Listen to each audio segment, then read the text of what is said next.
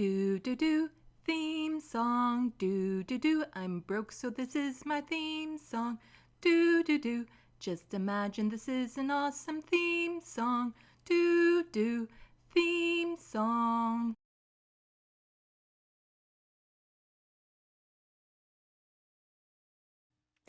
Hello, welcome to Left of the Box. Let's talk. Bonjour, bienvenue. I'm Sandy. I came across somebody on YouTube around the same time a lot of other people did. His name is Aamon. He does video animation and makes very short movies about, 2 to 10 minutes long.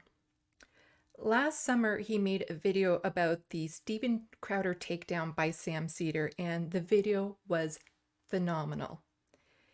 He has a bunch of other videos on his channel, which I strongly recommend that you go watch. He takes elements of horror and games and puts them into these little videos that he learned how to make all on his own, and they are so much fun to watch.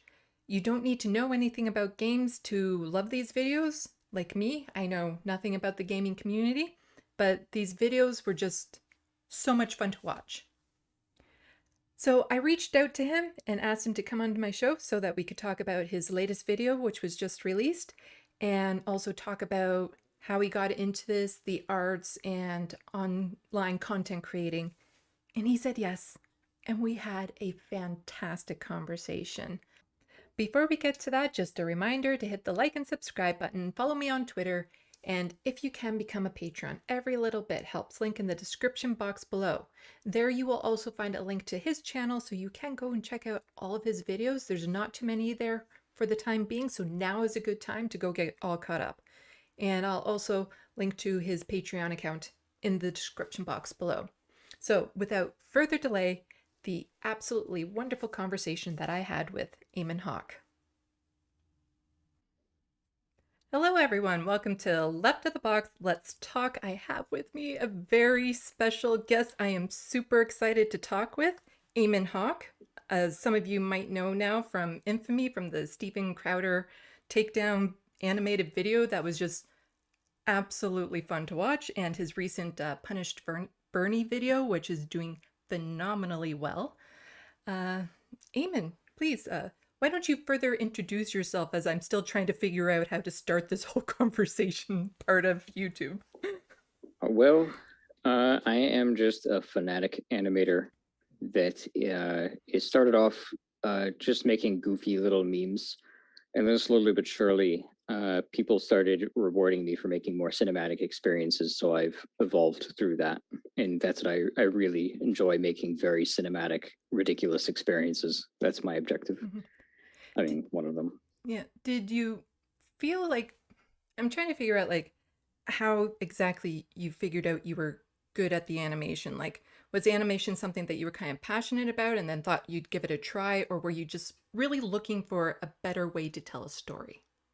Well, I never ever considered myself an animator until, I mean, I started doing it 2 years ago, I guess. It was something that I had fun playing with 3D models.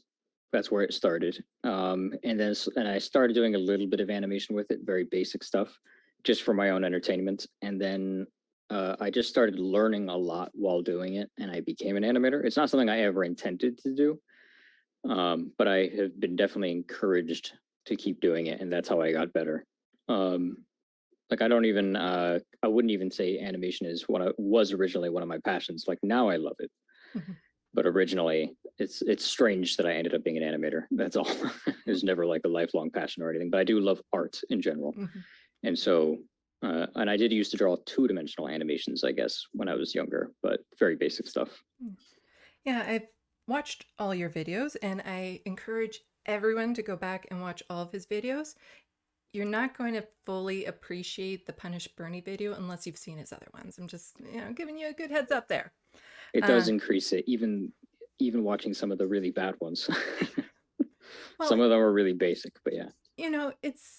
It's nice to see that progression though, because that's why I leave them up. Yeah, you see where you start and you see where you're going, but then you also kept the storyline thread throughout a lot of them, which is why I'm encouraging people to go back and watch his other ones. Definitely, yeah. At some point, this video will abruptly stop to the viewers so I can insert a clip and so we can see the video and then, or a little clip of your most recent video. And then I will probably talk about it briefly at that interlude. Look, I'm new to YouTube still. I'm figuring all this out as I go along. So, I wish I could give you better news, but I think you know the truth. And that is that we are now some 300 delegates behind Vice President Biden, and the path toward victory is virtually impossible. And so today, I am announcing the suspension of my campaign.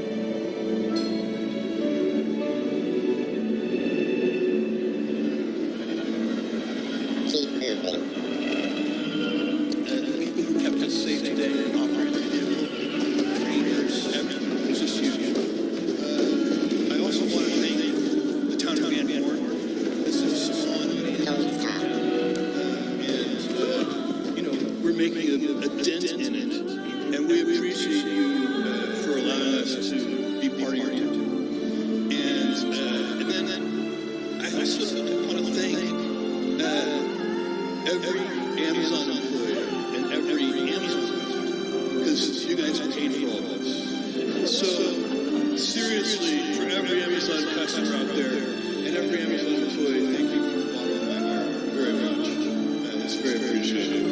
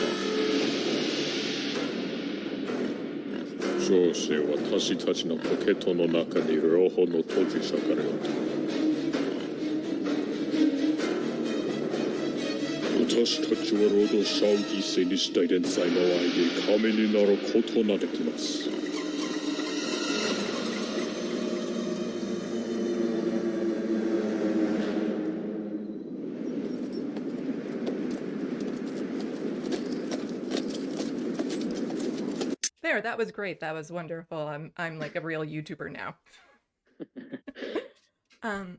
So I noticed like your popularity seemed to have jumped drastically, especially after the Crowder video. And how exactly have you been handling that level of attention?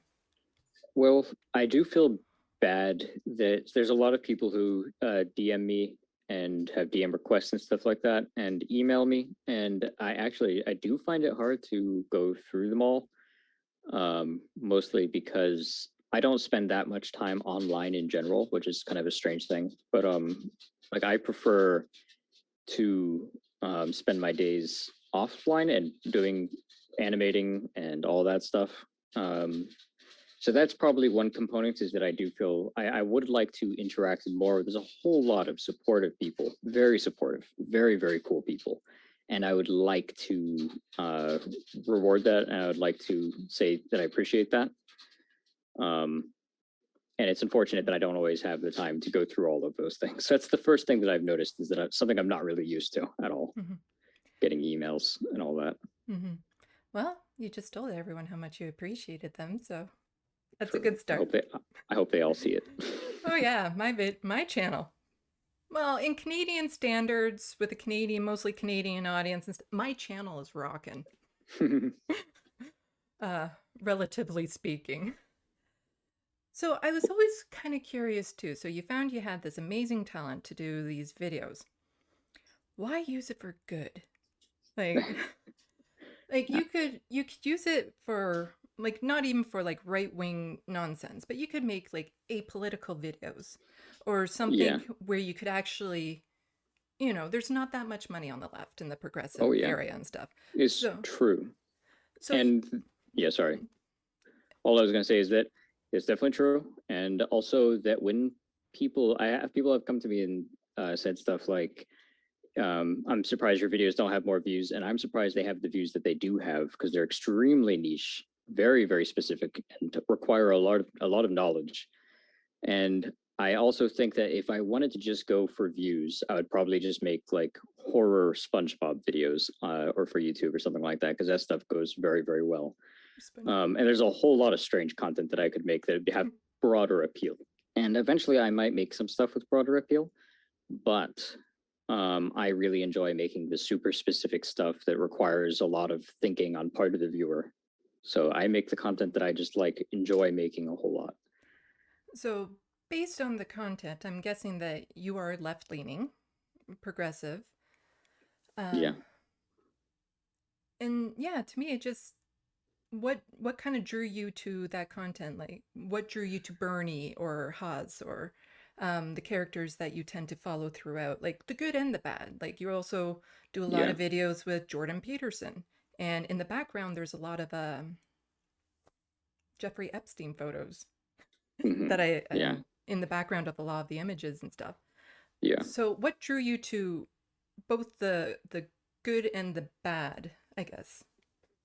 Well, um, can't I'm not sure how much I can say, but I will say that I grew up extremely poor, and when I was like 14 or so, I would I like I didn't I was very very poor, and I would walk to the library and I would look up Metal Gear Solid, and I would look up John Pilger and Noam Chomsky, and I'd watch their documentaries all the time. And from that experience, that's pretty much how everything evolved and where my interest evolved. To me, it was a very clean pathway from Metal Gear Solid, the video game when I played when I was very young, like 6 and 7 years old, to the John Pilger and Noam Chomsky. Their content to me was an extension of that. It reminded me a lot of it because those games are quite political, and so I would watch those, and eventually all of those interests became what are my interests today. I think that's pretty much the answer. Hmm. Does that make sense? Oh, makes complete sense. Because I also struggle with poverty currently. And it's frustrating for me a lot of the times because, especially when it comes to the left and people are saying we don't have enough voices, we don't have enough people out there. Some of the most powerful speakers I have come across are people who live in poverty. They're speaking from the heart, they're speaking them from the soul, and it really resonates with people. And they can be so articulate, but they never get heard because they don't have the equipment necessary to get a platform, or maybe it's because they don't present well, because they can't afford proper clothing, proper even just soaps and shampoos and things of that sort. Yes. Yeah. And so it's always so frustrating for me where people are like, well, where are all these voices? And meanwhile, I'm like, we're right here. We're already here. We have to learn how to better spot them and support them and bring them up. Like, I'm so glad somebody started that GoFundMe for you That is awesome. to get you your Yeah. supercomputer. My goal with my previous video and for future videos is to sort of demonstrate my appreciation of that, because $10,000 and is quite a lot to me.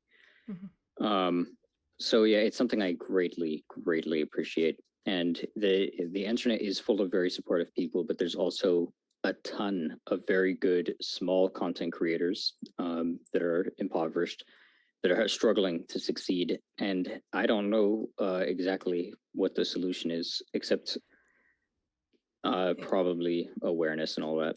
Yeah. I will admit it right now. I have a Amazon wish list, and I despise Amazon. I hate Amazon, everything about Amazon, but that is really the only route I have if I want to upgrade my equipment. Like, I've tried, I've done a test live stream because I really, really want to start doing live streams. And I'm working off of an old laptop that I can hear the fan rattle. It doesn't have the capacity, like even the fact that I had to wedge in the clip of your video, as opposed to us going over it play by play. It's because my system can't handle recording Zoom and playing a video at the same time. Yeah. But at the same time, so I have to resort to the Amazon wish list because I'm in a situation where even if there's some super generous people out there who decided, you know what, let's give her a chance and start a GoFundMe for her, I would not be able to accept it. Because if I were to suddenly get a lump sum of money, that might mean I get kicked off of benefits. Hmm. And I can't take that risk because if I get kicked off, there's no way I'm going to be able to get back on. And without that kind of safety net in the back of my mind, you know, I would have to panic to get work. The anxiety level in me would just blow up because housing rent prices have just gone so unbelievably crazy that there's nowhere I would be able to afford to go because luckily I've been able to maintain a rent cost for over a decade. Hmm. And so I struggle because I despise Amazon, I despise Walmart, and lots of people are so quick to say, well, we should just boycott them. It's hard. Yeah. And to me, like, that's almost a very privileged thing to say because there's so many people who rely on it. I know so many people on Twitter who are on disability and they have Amazon wish lists so that they can get food because that's the only way that they can afford it is just instead of, you know, having to go on a corner and beg for money, they have to go on Twitter with an Amazon wish list. Yeah. And I hate feeding into the system that is causing so much misery and pain and even contributing to mine. If you're powerless, Hmm. there's nothing wrong with that. There's Yeah. nothing wrong with using that convenience. Oh yeah, no, if I get everything on my Amazon wish list that I hope to and I can get a proper setup, Amazon is going to regret the day that they set that up. Yeah. I am going to be brutal. Well, that's good. Mhm. But I mean, I think that sounds. Do you have like a public wish list and all that? I'm just in the process of setting it up now. So it will be public and I will be promoting it. Excellent. That'd be good. I And, think I could help with that. oh, that would be much appreciated. But yeah, I think I see all sorts of excellent small content creators that are in those sort of situations, and I always want to help them out. I'm not at this stage. I don't have a ton of resources. I just have enough resources to my last project was pretty ambitious, and it took quite a lot. But my goal is to by the end of this year, I would want to be able to have enough resources to help out more with others. Yeah. That's one of my goals. I think the easiest way for a lot of people on the left, especially if we don't have much in the way of money, is just supporting each other, boosting each other and stuff. Like, you know, I'm showing you on my channel and I can guarantee it, you've gotten 10 extra views on your video thanks to me. I'm sure that pushed it over the top. But it is just about supporting each other's work, getting it out there, getting it acknowledged. And then it always, like, part of my frustration too is on the left, we tend to be very infighting. Like, there's a lot of infighting. It's like, there's certain people I want to support or reach out to, but I'm afraid if I do, I'm going to lose support from another set of leftists because they don't agree. And I see them both as doing good, but in different ways.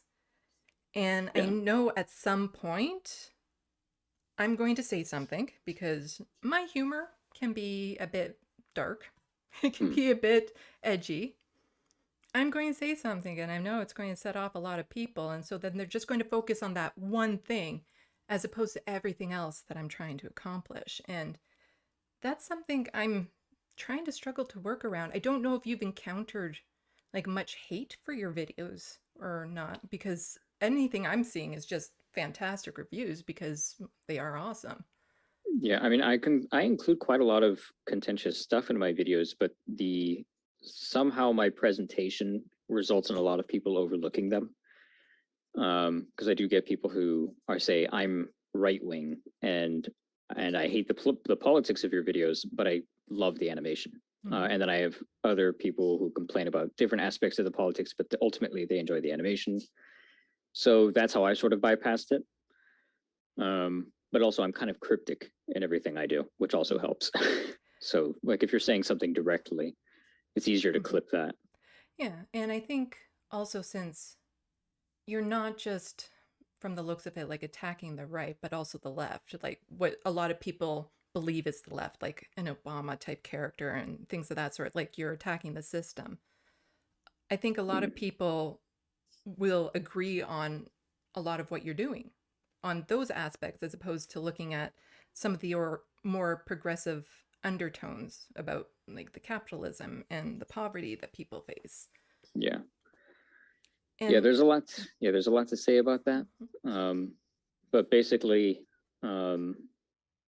like with my, I think that I attack. I mean, I don't really attack a whole lot of leftists, but I do think that there's a big difference with the left and the right, in that the left is willing to make fun of itself a lot more. So I poke fun at the left a lot, and that's something that I just consider fun.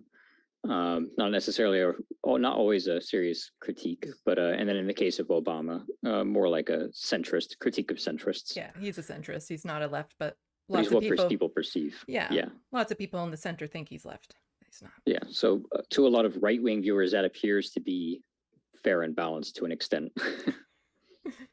Yeah, no, that's a good way of getting around it. Yeah.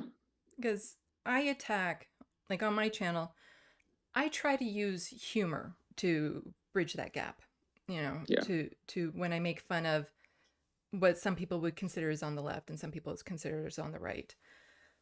But I do, I criticize the Liberal Party in Canada incessantly because they deserve it. They're not, Oh yeah. they're not on the left, not even close to being on the left. And even recently, the NDP, which is our more progressive party, they've been sliding to the center, and it gets really disheartening because you would think that with a parliamentary system, it's like, oh, well, we have all these choices. And it's like, no, we don't. We don't, because in Canada's government history, we've only ever had the two parties ruling, conservatives and liberals. And the amount of times that they vote together on the same things, it's ridiculous. Yeah, it's not that different from what's going on here in the United States. It's not that different. Yeah. It's kind of similar.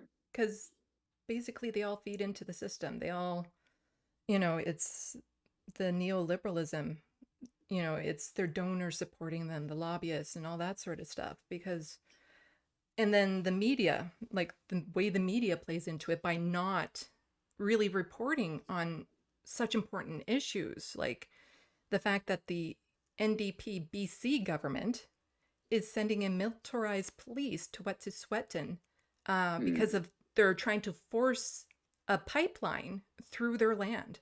And they've been arresting protesters and journalists.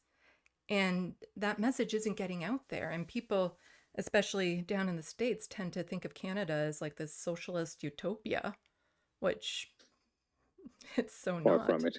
Yeah. So that's also part of the reason why I want to support more leftist voices, try to get my channel out there more, is to really educate people what the reality is. Because it's so easy for a lot of people, unless you're living in poverty or with a disability, or if you're part of a targeted group, you really can think, well, Canada is great. I can go to the doctor when I want. I can afford all my bills. I don't see what the problem is. I don't see racism. And of course, they say that when they live in a strictly white neighborhood. It's like, yeah, I wonder why that is. So it's important to use YouTube and Twitter and every other, I guess, Twitch. I'm not on Twitch, so I don't know much about Twitch, but I think it's pretty popular from what I hear. Yeah. To really start getting the message out there and starting to get support, because it's not just about the message. It's about educating, like for me anyway, it's about educating people about how they can change the system, how they can start making a difference. Yeah. So yeah, I think that there's great utility in this and the online content that we create. I think there's great utility for it. I don't know. I'm never certain about just how much it affects change Um, but I mean, it's better than not creating it, and so I think it's Yeah. a worthwhile endeavor. Well, for me, the first step is just making people aware Yeah. because I think a lot of people are simply not aware. Like in Ontario, where I live, the maximum disability benefit you can get is just under $1,200 a month. Hmm. And I think if more people knew that, they might actually care because average rent for one bedroom in Ontario, well, in lots of parts of Ontario, it's about $1,400 a month. And if you're not trying to look for an apartment or you're not on disability, these things you just don't know. Yeah. So for me, it's about starting to get people aware of the issues and then from there start building like how to make a strike, how to affect the parties, how to actually get candidates in that we want. Because again, this parliamentary system is not as great as people think because they can solidly block anyone they don't want in the party for whatever reason. So Yeah. we need to find ways around that. So, wow, Yeah. that went off to a much heavier start than I was hoping. But What? I mean, I think that I'm always trying to figure out what the effect of what I create is, and I do think that, as you say, like awareness is probably the primary effect it has. So, Mhm. although my videos are mostly parody, so I don't know, Yeah. Well, but your content's different. yeah. And I like a variety. I watch a variety of content online Yeah.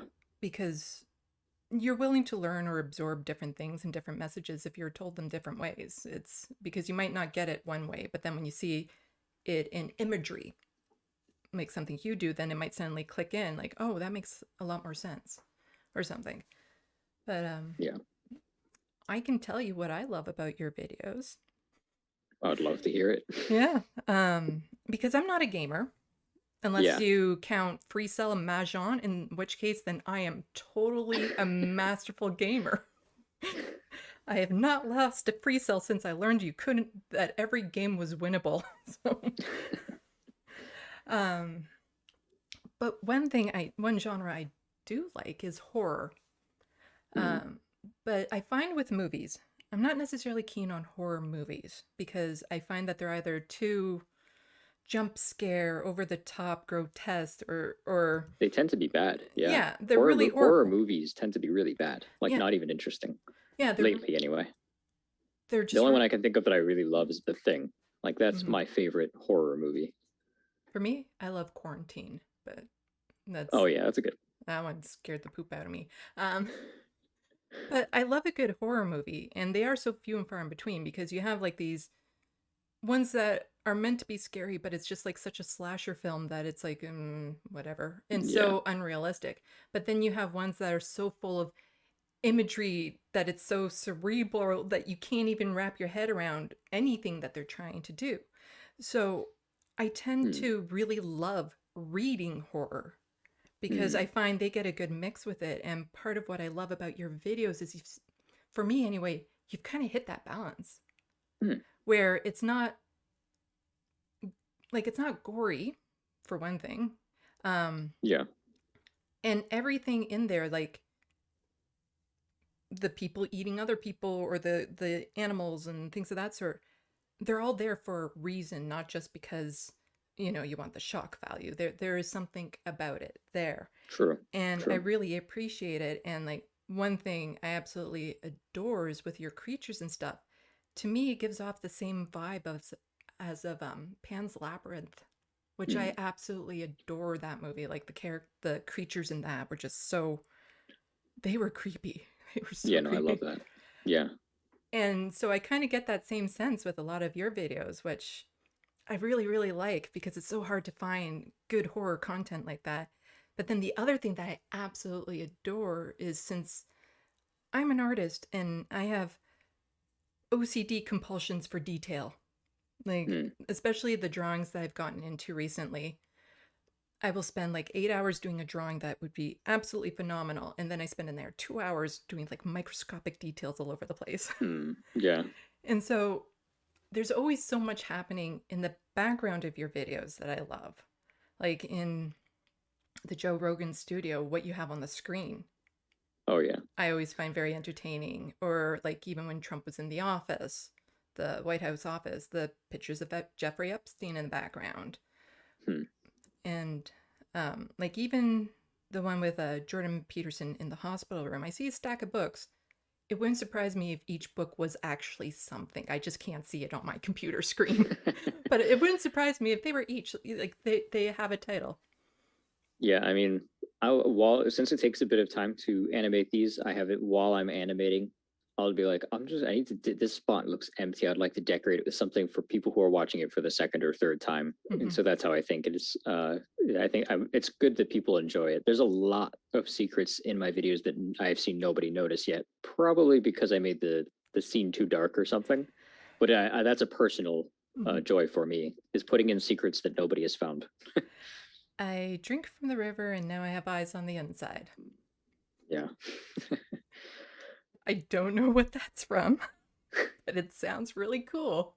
Yeah, it sounds creepy. Yeah, it does. Yeah, I don't want to see what's going on inside of me.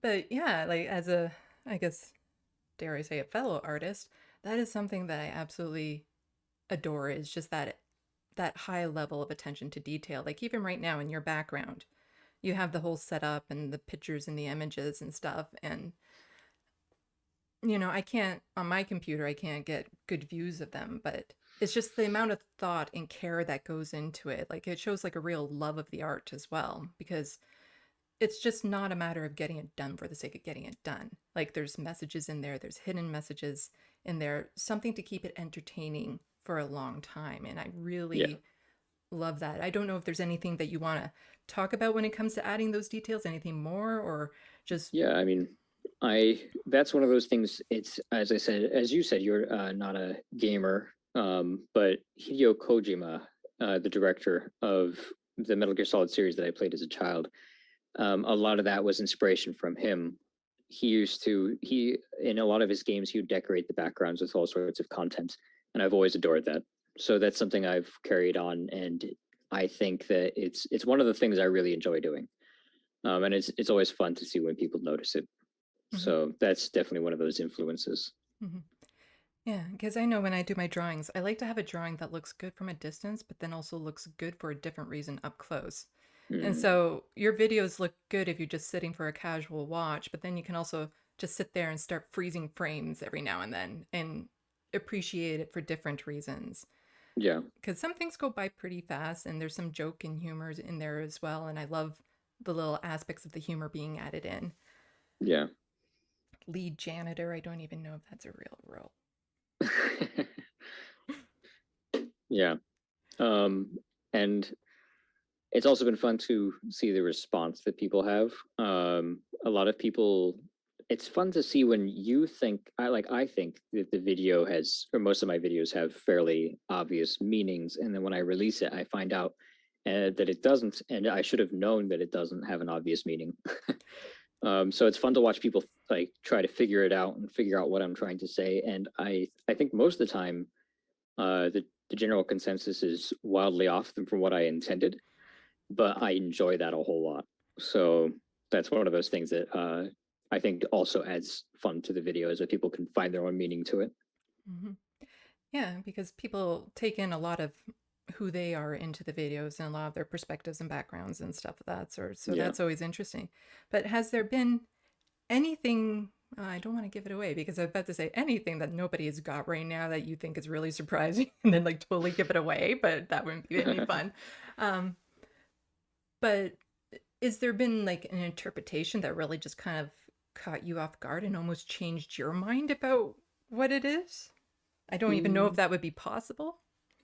there were definitely some interpretations that I've read that I thought sounded very, very cool that I didn't intend. But then there's other cases where I planned out a video meticulously and I didn't expect anybody to figure it out.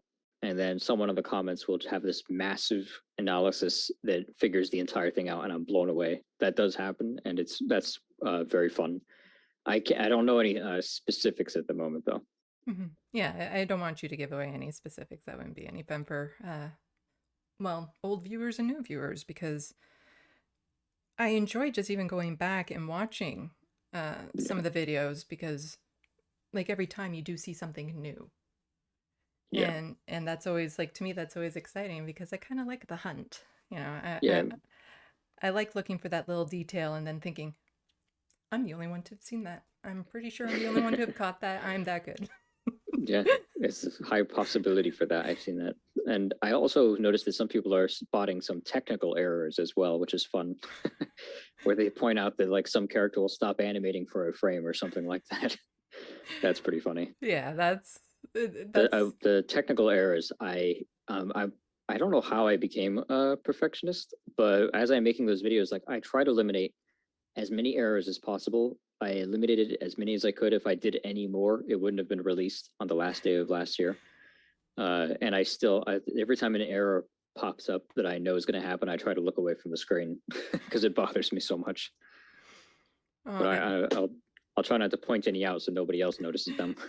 as a perfectionist, I can appreciate that because there's a lot of times where it's like, you know, I've went through the process of rendering a video that's like an hour long and put it up online and I've gotten, you know, a decent amount of views for me and then suddenly I notice something I'm like, damn it. Yeah, and I will say that there's two different types of errors, which is that there's the glitchy kind that's fun. Like there's some errors that are just fun and I leave them there, no problem. But then there's the errors that take the viewer out of the moment. Mm-hmm. And that's what I try to avoid. Yeah, I know for me there's the two type of errors that I'm always worried about. One isn't so bad where I mispronounce something, which Oh happens yeah. a lot. Same for me. Or say something wrong. But then the error that I'm absolutely terrified of is getting a fact wrong Mm, because I'm constantly like, I double check my work and I'm paranoid about it because all of my perspectives, I want to be able to back it up with something. I don't just blindly believe in anything. And yeah. so if I have a supporting fact of something that I put a lot of faith into and a lot of critique into and spread it out, and it's like, oh my God, you can't believe this thing. And then it turns out that I was wrong on that fact. I am terrified of the day that will happen. And there will be a day that does happen. Because if you, from what I've seen, if you do this long enough, you're going to step in it. Yeah. I mean, that's why I mean, I definitely have that problem as well. And I try to, as in just in general, I try to say things correctly. It's one of the things I admire greatly about John Pilger and Noam Chomsky, their ability to just cite off a series of facts from their brain and just always get them correct. It's Mhm. incredible. I wouldn't be able to do that. Yeah, like for me, the imagery, like the imagery in your videos helps me because I can remember the imagery. But you might have noticed that sometimes I'll pause before I say somebody's name because I cannot remember names to Hmm. save my life. I cannot remember names and faces. Basically, I don't know who people are when I walk out the door. Like, I'm good with faces, but not names. I'm very no, good with faces. no, like at my workplace, there's certain people I will not say their name because I'm the same way. Yeah. I might not know what they are yet, and I sometimes my brain will just flip and I'll get confused between two people who I did know their names, and now for some reason it got reversed. And you know, people Yeah. that I know really well, if I see them out of context, then I won't recognize them. Yeah. So Hmm. bumping into somebody that I know in my building, if I bump into them in the grocery store, I won't know who they are. And so Oh yeah. I've gotten really good at faking it when Hmm. somebody looks like they know who I am.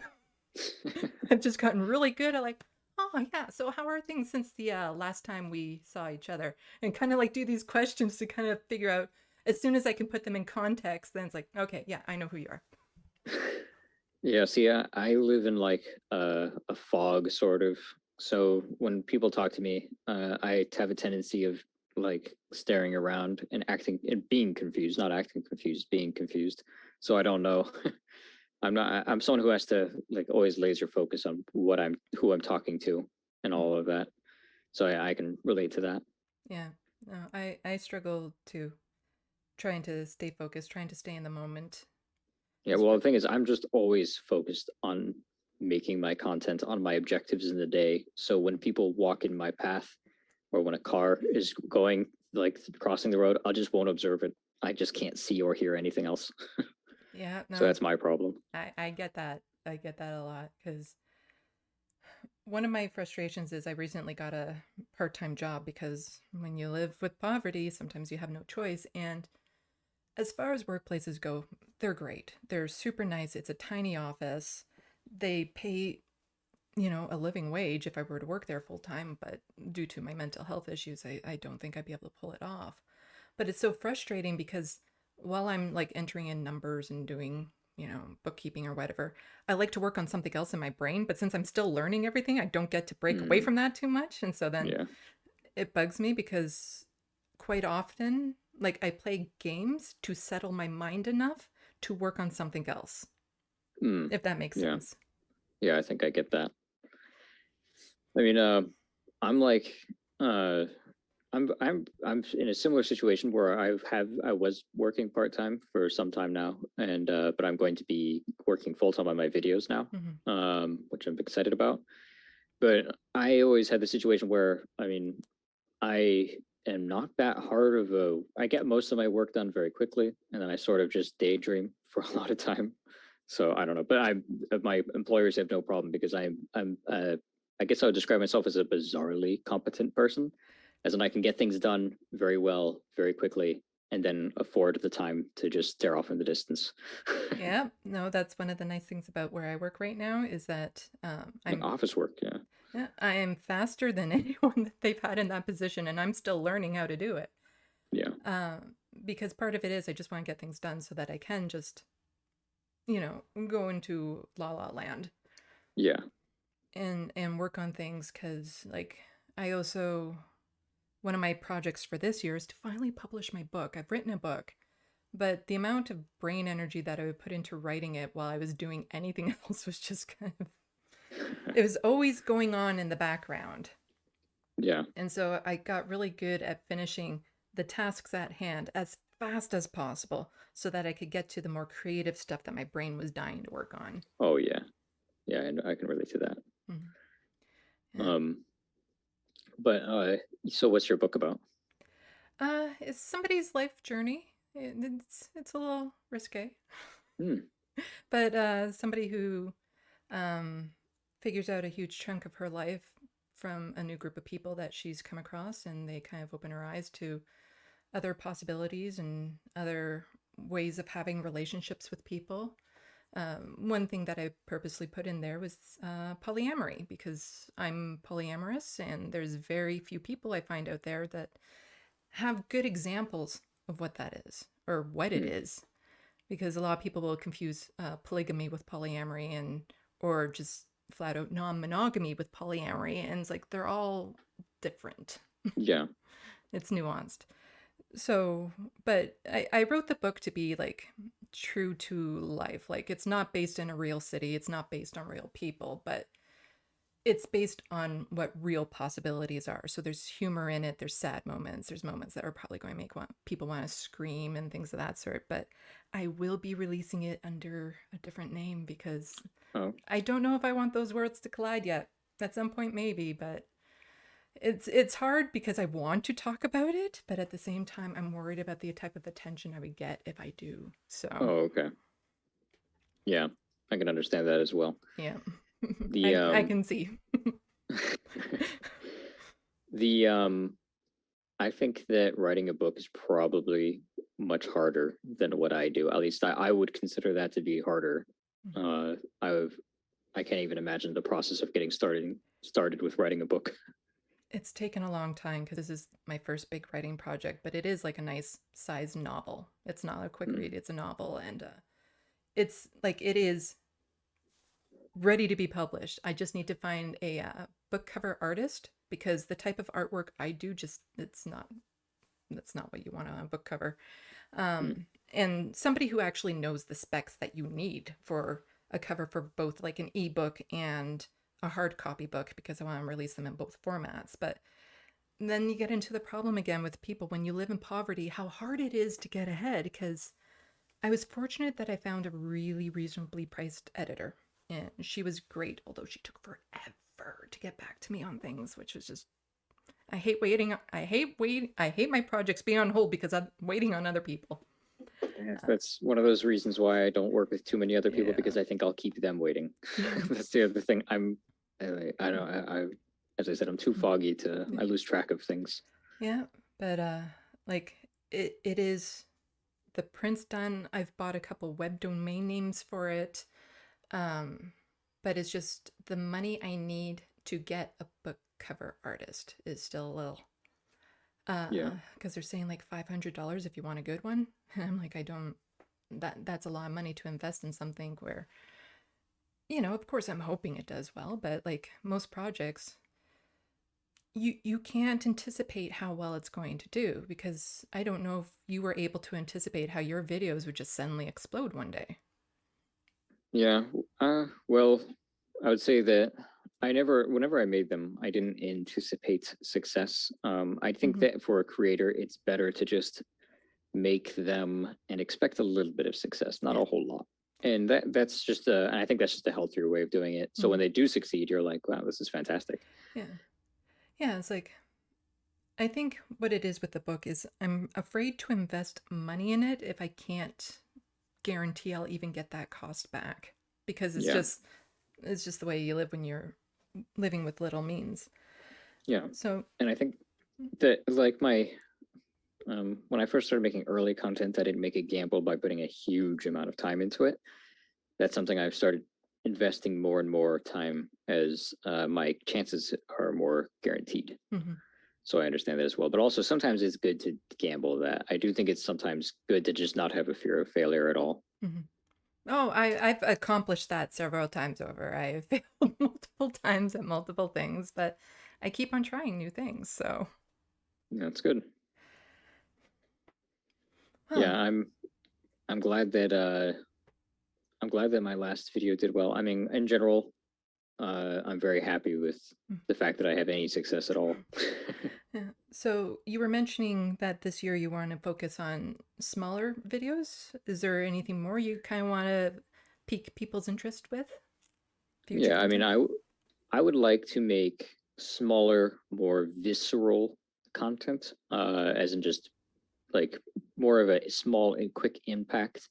And then eventually, after maybe 5 or more videos of those small ones, start building up to bigger ones again, and then just kind of make a cycle where I go from small to big, small to big. That's just what I would like to do. And these next few videos are going to cover specific people.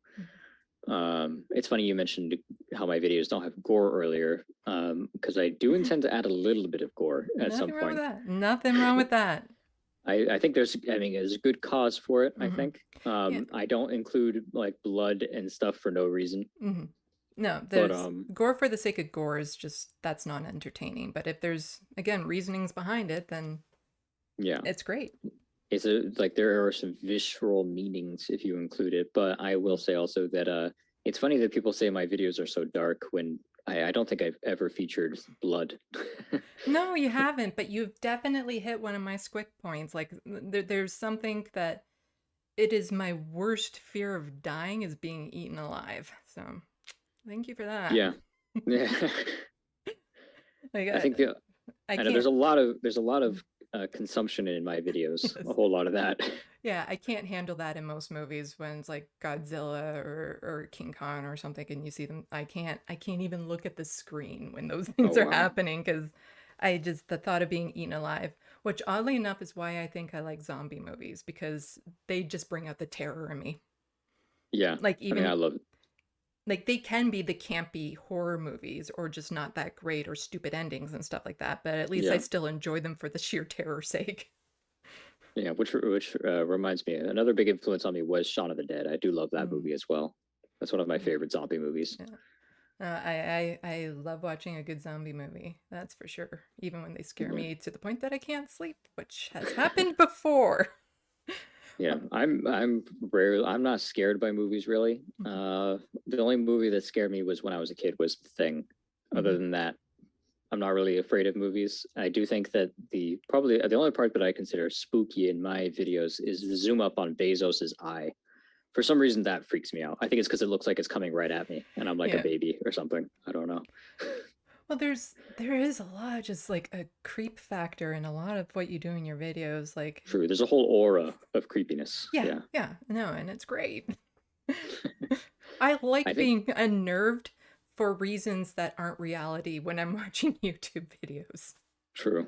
And I think that I like with my last video, I felt that it was less spooky than my previous videos. So I tried to stack all the spookiness in the first half. So the second half could be goofy ridiculousness. Well, for me, So the like for me, my favorite part, which is the part that was in the clip that I showed earlier, was the round table of seeing all the the what are their names? Jeff the Bezos and the billionaires, billionaires and stuff, and the Facebook yeah, guy, Mark Zuckerberg. Zuckerberg. His just subtle to a little bit more transformation that got me. It got me. Yeah, that was a lot of. I was saying while I was animating that, I was saying to my friends, I was like, "This is like the most Aamon animations part of the Mhm. whole video because it's just a bunch of oligarchs sitting at a table looking like monsters." No, like that is my favorite part of the video. And again, because there's just so much going on in that scene in the background and stuff that it's like, I need to pause it here. I need to know what that says. I need to know what that says. Yeah, yeah, that was a good one. I love that scene. The I feel like my goal was to sort of use that stuff, the spookiness of the first half, to justify how ridiculous it gets later on, because the video does get very ridiculous, and also it relies more on video game knowledge as it goes on. So I wanted at least half of the video to make sense to people who don't know all the video game stuff.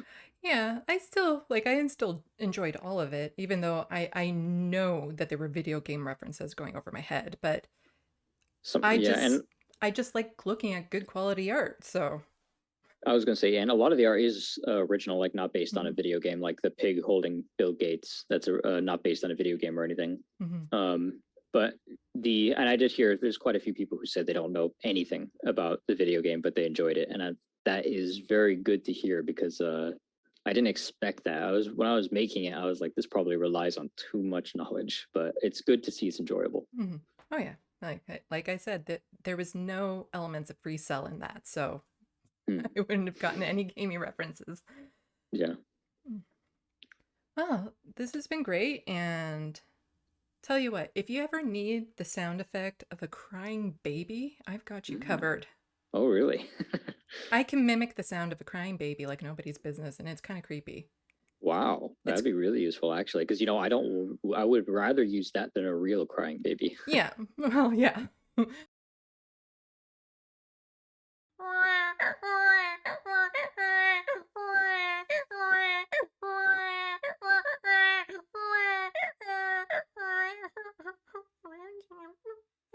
Because it's come in really handy though during this whole pandemic thing. Because if I'm out in public and you know I'm in a crowd and people aren't social distancing, I just start crying like a baby, and yeah, people give me space. That would work. Yeah. But yeah, no, I got you covered. That's It's great. I might actually unnerving. use that. That'd be great. Well, at least you can tell me what kind of level of crying you want. You got varieties? There's different intensities. Okay, maybe you can give me multiple samples. That could work. Yeah. Okay, well, this has been absolutely fantastic. Thank you so much for coming on. I've had a great chat with you, and I really hope to do this again sometime. Yeah, this would be great. Mhm. This was great. I hope to do it again. Yeah. And if you want to plug your stuff, because again, you're guaranteed 10 new views, probably a few more subscribers, thanks to my channel. So Thank you very much. feel free to Thank plug you. it away. I don't have too much to plug except that I do have a Patreon, and I'm very happy that people support me there. If you Mhm. want to support me, you can. It'll be Anyone linked below. listening, Yeah, it'll thank be you linked very below. much. Thank you very Okay, much. great. Yeah, Thank that's I think that's pretty much everything. Okay, great. Well, thank you, and Thank you. hope to see you soon. I hope you had as much fun watching that conversation as I did actually being in it. Aamon is fantastic, and I do very much look forward to doing this with him again in the future. So, again, reminder, links to all of our stuff will be in the description box. Every little bit helps. It's important to support leftist content creators because we are having troubles getting our names out there. We are having troubles promoting our stuff, and we are having troubles funding each other. So please, every little bit helps, even if it is just sharing my content, plugging my content, liking my content. I appreciate anything that people can do to help. Salut, à la prochaine. Thank you for watching and stay tuned. I'm Sandy, wishing your tomorrow is better than your today.